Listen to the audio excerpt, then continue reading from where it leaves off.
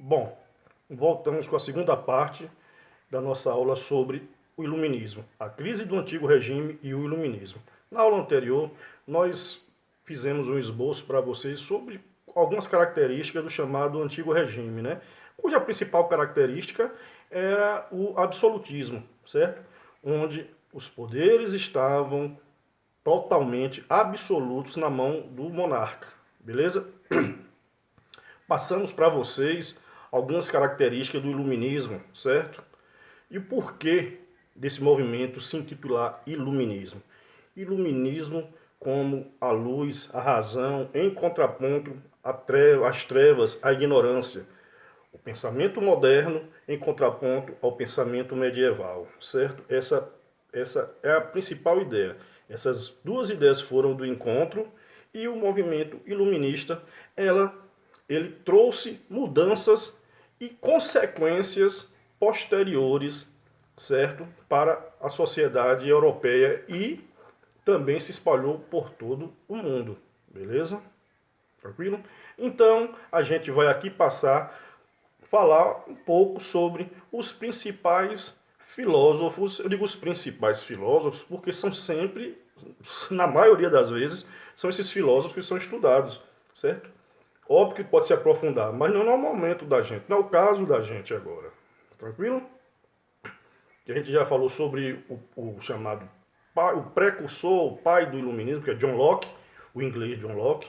Então a gente pode dizer que o iluminismo tem as suas bases, né, na Inglaterra e sem o apogeu, o seu auge na França absolutista, porque a França também, o auge do absolutismo foi na França com o rei Luís XIV, certo? Chamado Rei Sol, cuja sua frase famosa, o Estado sou eu, né? Ficou famosa essa frase, né? Que todo livro didático tem. Quando cair de quem é essa frase, você já sabe que é um rei, né?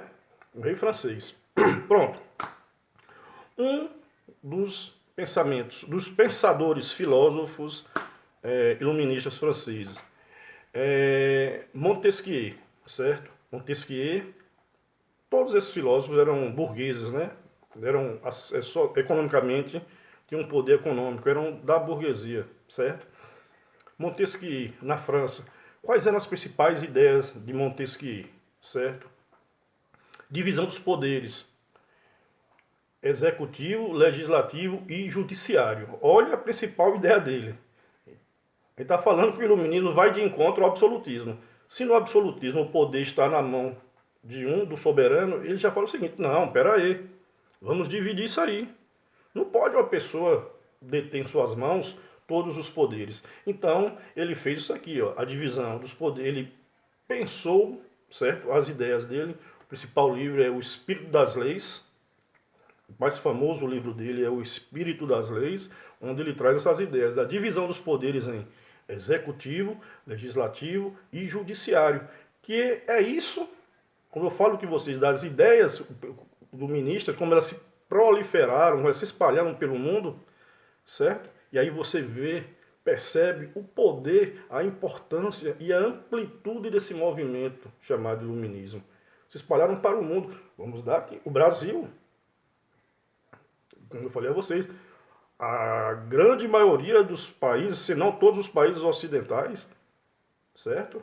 Tem essa divisão de poderes, beleza? Você vai pegar aqui o município, tem aqui a divisão dos poderes, né? Você tem o executivo com o poder dos prefeitos, o legislativo com os vereadores e o judiciário com o juiz de comarca, né?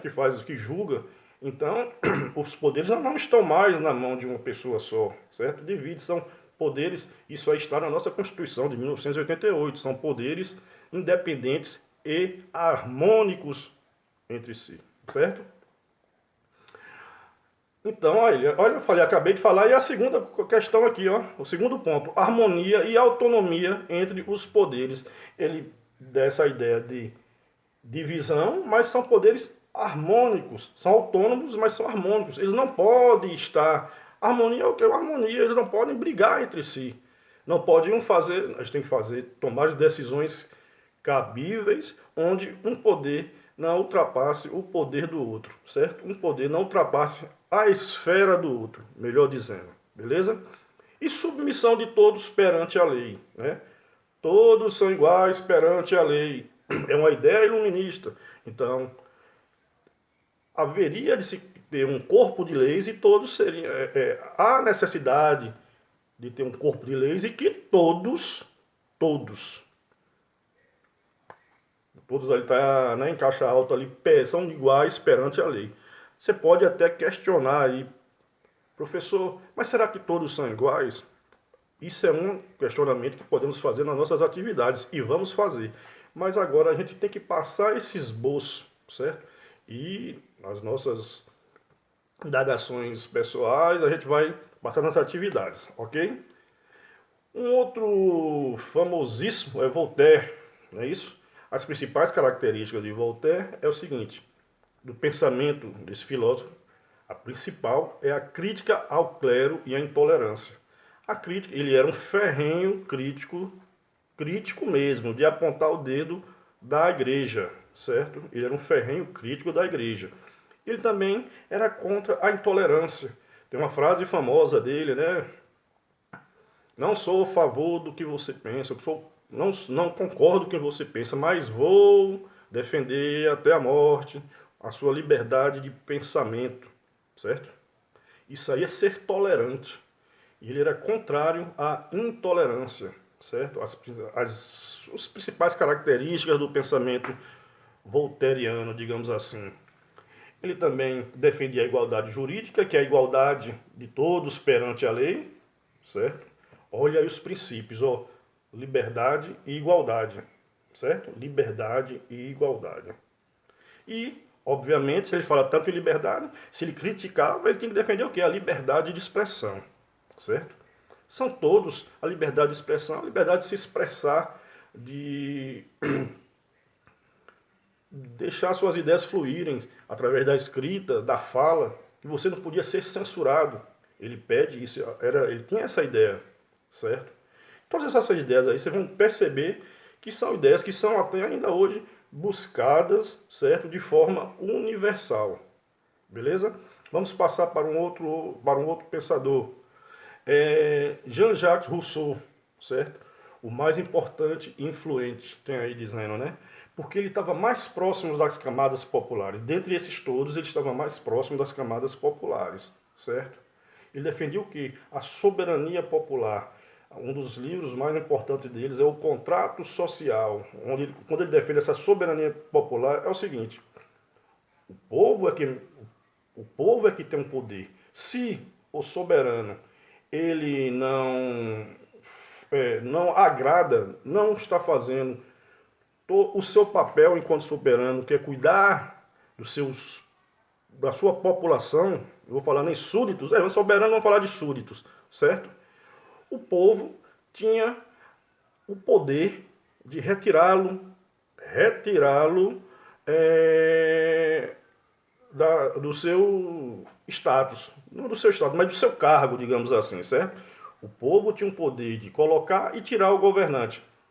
Isso aqui é atualíssimo, certo? Esse poder do povo. Na nossa Constituição, a gente volta sempre à Constituição brasileira. Todo poder emana do povo para o povo, não é isso?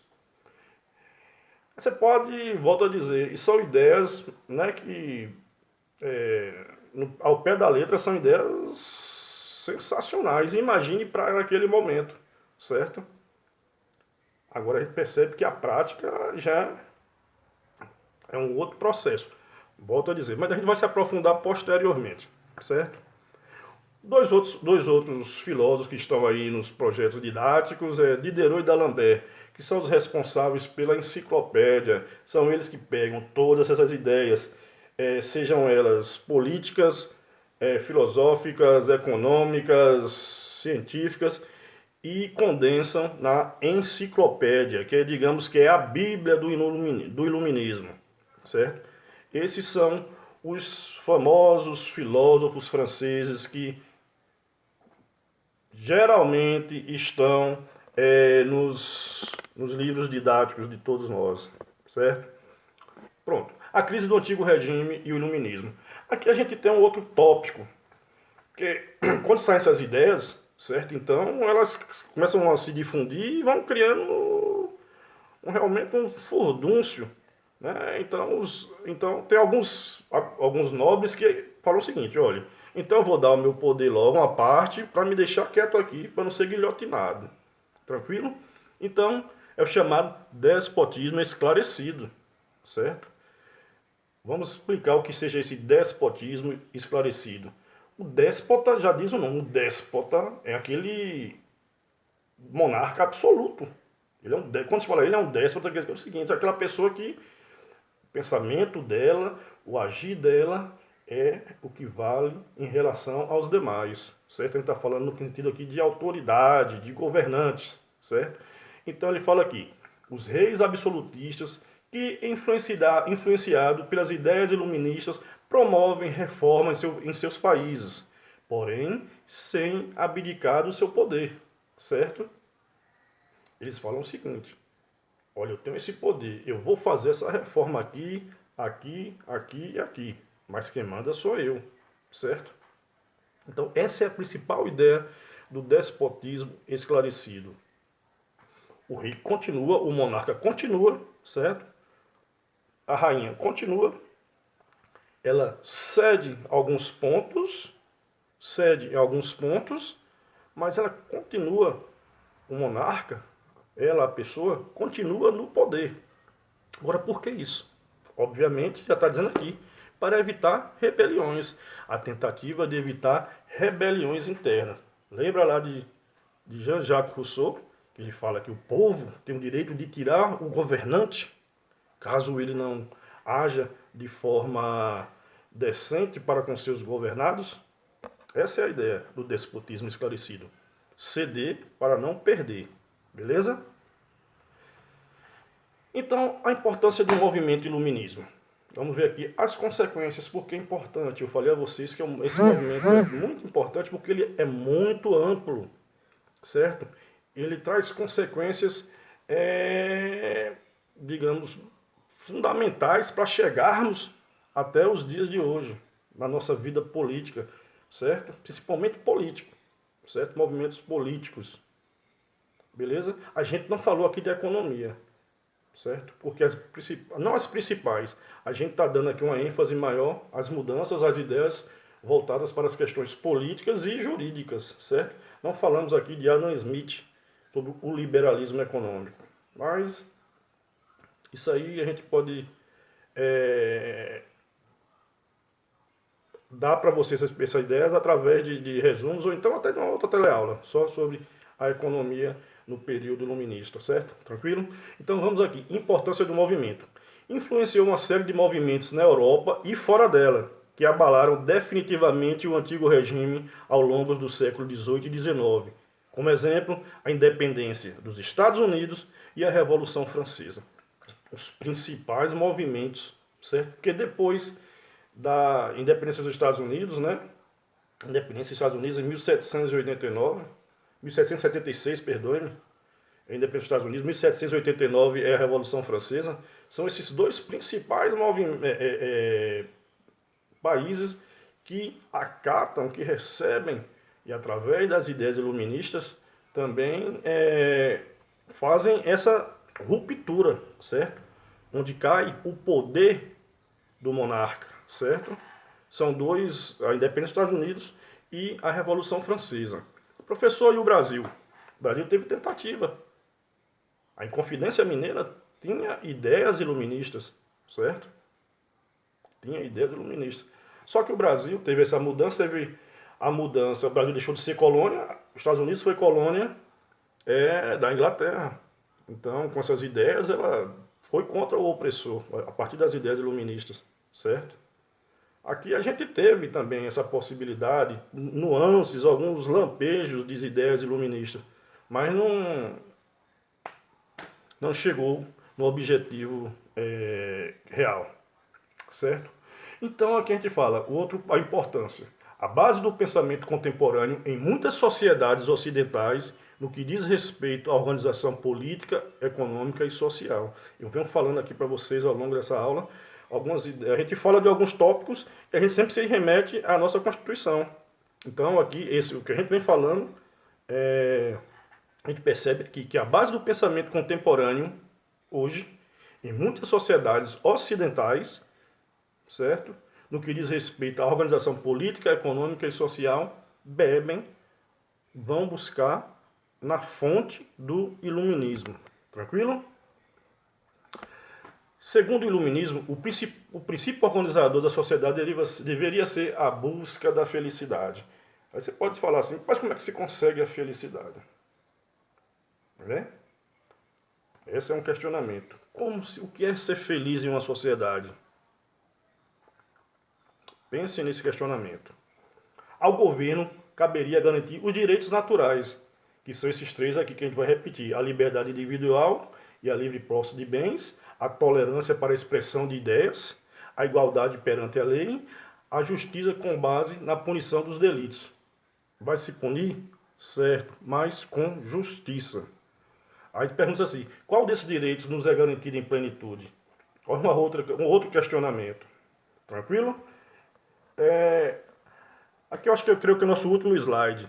Os iluministas achavam que os homens tinham sido feitos para pensar e construir um mundo melhor.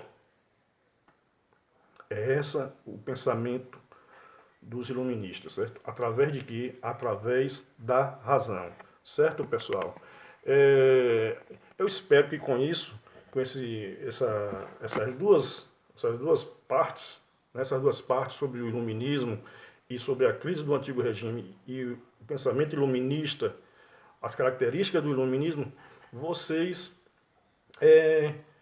que a gente tenha conseguido produzir conhecimento, né? Essa questão da aprendizagem. Essa é a ideia principal, beleza? Vocês sabem que a gente está à disposição de vocês para qualquer dúvida, certo? Um grande abraço e até a próxima.